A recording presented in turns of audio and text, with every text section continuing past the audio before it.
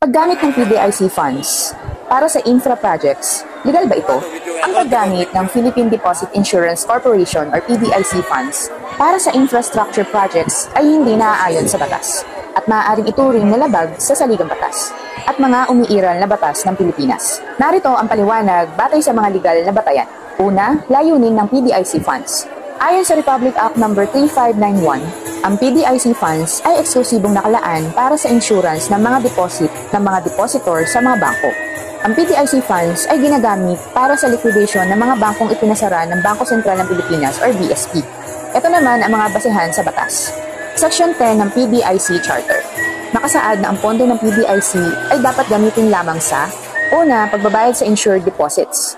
Pangalawa, paggastos na may kaugnay sa operasyon ng PDIC. Ito naman ang mga prohibited use. Una, ang paggamit ng PDIC funds para sa general government expenses, tulad ng infrastructure projects, ay malinaw na hindi sakop ng layunin ng PDIC. Pangalawa, bakit nga ba hindi ito pwedeng gamitin sa mga infra projects? Una, mandato ng PDIC. Ang PDIC ay isang government-owned and controlled corporation or GOCC na may tiyak na mandato.